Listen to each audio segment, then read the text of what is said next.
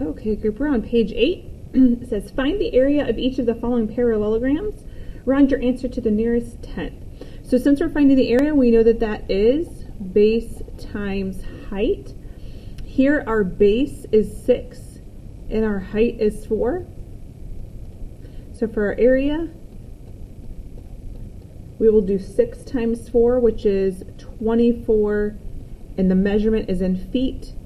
And since it's area, we make sure that we write squared.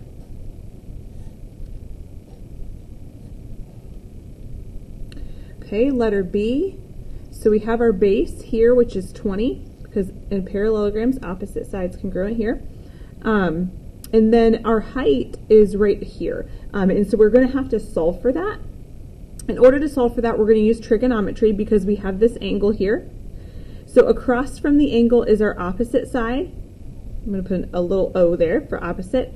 And then across from the 90-degree angle is your hypotenuse, H.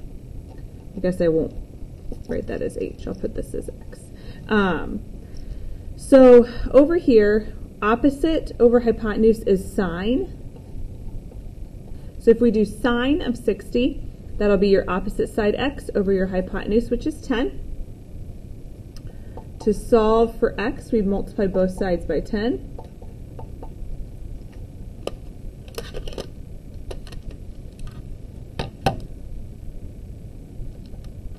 So in our calculator, we do 10 times the sine of 60, and we end up with 8.7 if we round to the nearest tenth.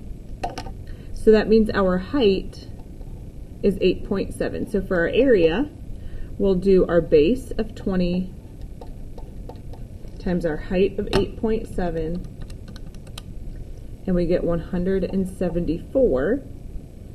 And we're just going to put units because there's no unit of measurement given. And then squared, obviously, because it's the area.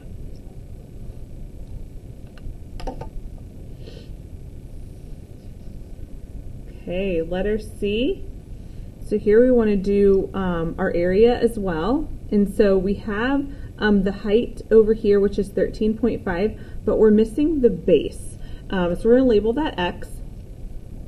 And with this one, we're not given an angle. We know that we have a right triangle, or I'm sorry, a right angle because of this being a rectangle. However, we can use Pythagorean Theorem here. So we'll do X squared plus 13.5 squared. And we know that 34 is the hypotenuse because it's across from that right angle. So in our calculator, 13.5 squared is 182.25. 34 squared is 1156.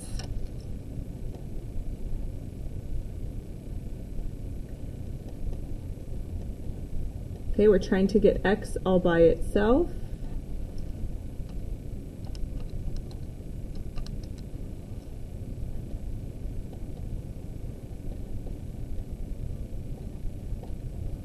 And then we'll take our square root to finish it out.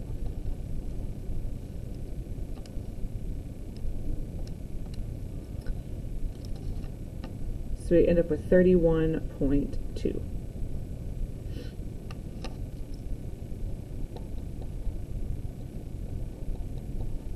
Okay, now for our area, we'll do our 31.2 times our height, which was 13.5.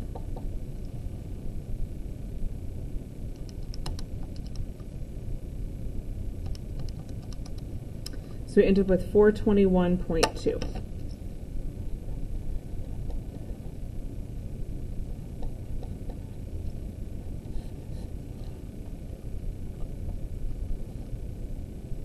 Okay, letter D.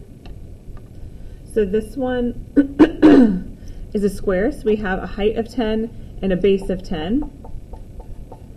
So our area will be 10 times 10, because it's height and base, multiplied together, which is just 100. And that will be inches squared.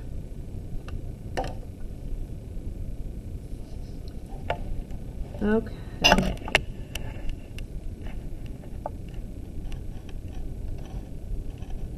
Number 4 says find the base of the parallelogram below using the given area and height.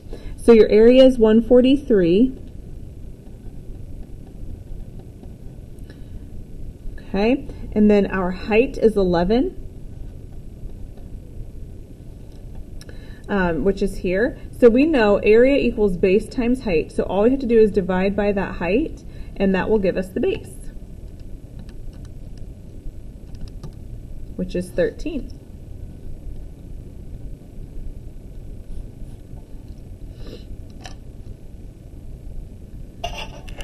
Okay, and our last question here. And I'm going to tell you to look on page 2 of your packet. We're going to use this to help reference. Here it says, true or false, a rectangle is a rhombus. So actually, a rectangle and a rhombus are both parallelograms, but we can't say that a rhombus is a rectangle or a rectangle is a rhombus. Okay, a square is a rectangle.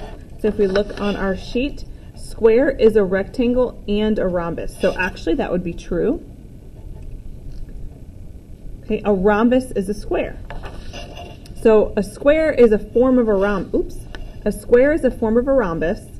However, we can't say that a rhombus is a square. We can't go the other direction.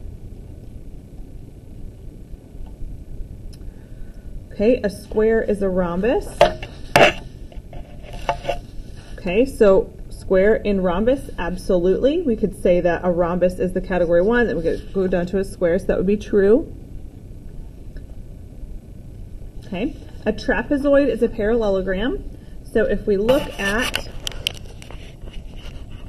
our sheet, I can get this a little bit higher. Ooh, okay. So if we look at our sheet, we're trying to tell if a trapezoid is a parallelogram or not. So a trapezoid is a form of a quadrilateral because it has 4 sides. However, a trapezoid is not a parallelogram because it doesn't satisfy those properties. A parallelogram is a trapezoid. So obviously if this isn't true, that can't be true. A rectangle is a parallelogram. So if you look under parallelogram, a rectangle is absolutely a parallelogram. A rhombus is a parallelogram. So a rhombus absolutely falls under the category of a parallelogram. A kite is a parallelogram. So a kite is actually a quadrilateral, kind of the same situation as a trapezoid. They're not parallelograms. And then last, a rhombus is a kite. So a rhombus is a parallelogram, which is a quadrilateral. So kite is only a quadrilateral, so that would be false.